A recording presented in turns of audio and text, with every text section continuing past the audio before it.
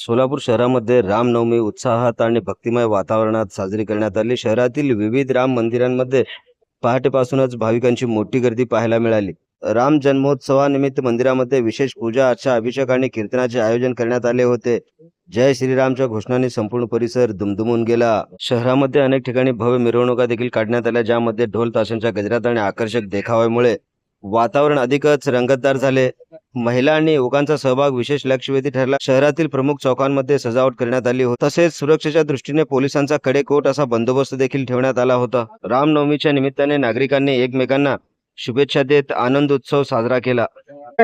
माझं नाव आहे गणेश नामदेव फुरुद आणि सर्वांना रामनवमीच्या शुभेच्छा.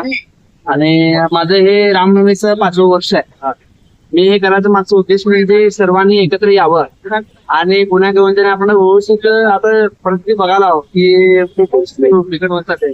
प्रत्येकाने स्त्रियाचा मान राखला पाहिजे आणि महापुरुषांच्या देवाचं कोणी अपमान करायचं नाही आहे. तुम्ही तुमचं कार्य करा पहिला, तुम्ही स्वतःला काहीतरी सिद्ध करा, मग लोकांना तुम्ही नावं ठेवा. मग त्या हिशोबाने आपण एक सेवा ठेवली की बाबा सांगितलं की जाती राहू नका, किसानांना हे करा, मान सन्मान द्या. त्यानंतर परस्त्री एक माते समान माना म्हणतात. आई बहीण आपली एक तुळजाभवानीचं रूप आहे. मला तिकडे सोहळा करा, सर्व एकत्र राहावा असं एक श्रीरामचंद्र एक सेवा आहे.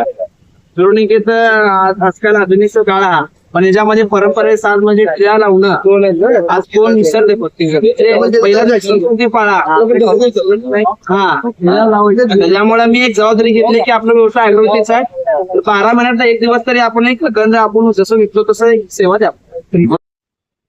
कॅमेरामन मुनीप रॉयली सोबत video journalist Arbaz Naikwadi, bureau chief Nizamshah Shaikh सोबत बंदगी, NGTV मराठी न्यूज सोलापूर.